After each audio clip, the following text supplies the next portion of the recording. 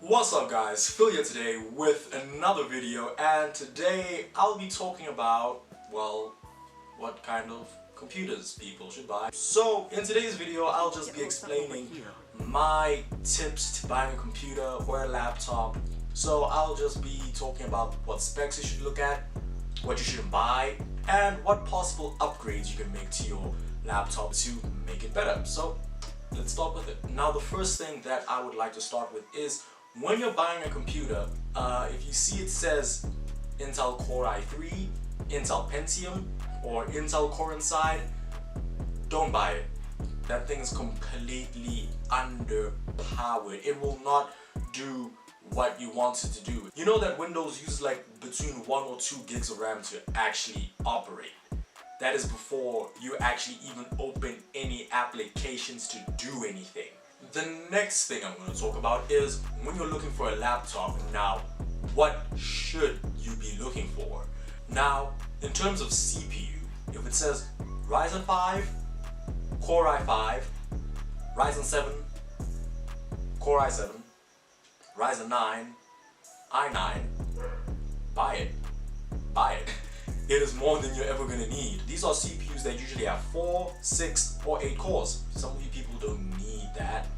But it's nice to have that extra headroom so you're not always working your computer at the limit. Let's say in the future you wanted to do music production, because music production is very CPU intensive. That CPU will help you out. Let's say you want to do photo editing or video editing or illustrations. That CPU is powerful enough to let you get started and do what you need as long as it's not too intensive. But if you want to have a few Chrome tabs open, you want to play a video at 4K, this CPU is powerful enough to handle that without stuttering or anything. So yeah, basically on the CPU side, start looking from Ryzen 5 or i5 and just let the numbers climb up. Now the next thing that I would like to talk about is RAM. Now I recommend you get it with 8 gigs of RAM. Now the CPU and this RAM combination will be very beneficial to you as the person using this computer, because this computer will not bottleneck. Let's say you want to do music production, you want to do illustrations, you want to get into Photoshop, you want to get into video editing, whether you're using Adobe Premiere, Filmora, if anyone uses that, you can do it. Another thing that I would also like to talk about when it comes to like buying these laptops, if you do open it up, it will either have a 2.5-inch hard drive bay or an NVMe SSD bay.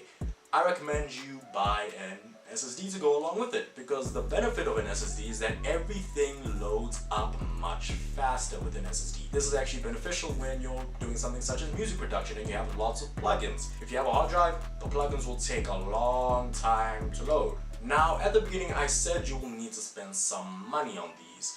The best example that I can give you is, you see how MacBooks start at like 16,000 Rand and they are just so glorious and amazing? You're paying for what you're getting.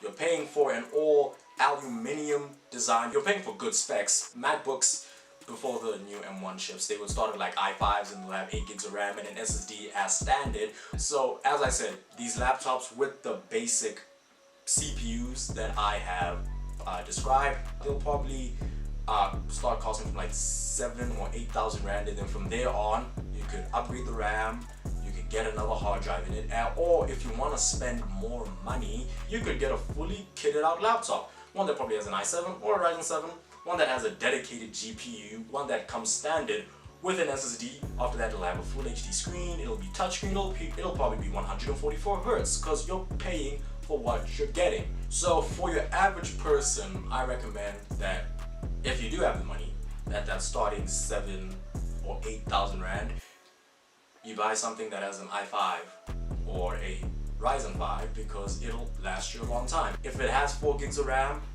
you can ask the people within the shop to open it up and put more RAM in it.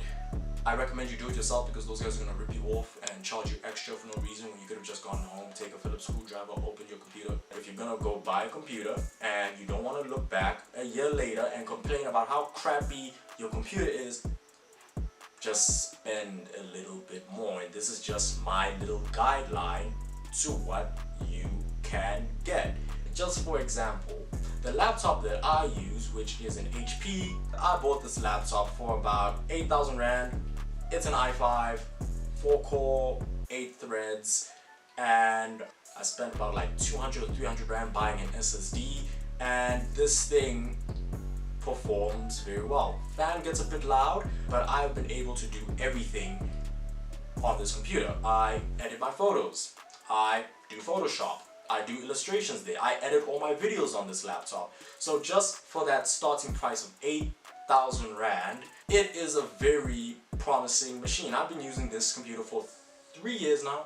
It works very well. If you spend enough money on a good enough computer, if you're willing to open it up and do a few upgrades, it will be more than enough for you. But what I'm trying to state here, if you buy a laptop with decent enough specs and you're willing to pay for that, it'll pay off in the long run. You can still use this laptop 4 or 5 years from now, maybe even 6. It'll be enough for you. But yeah, that is it for today's video. I hope I have helped you guys to try and make a better informed purchasing decision. Thank you all for watching. I hope you guys all enjoyed this video, and peace.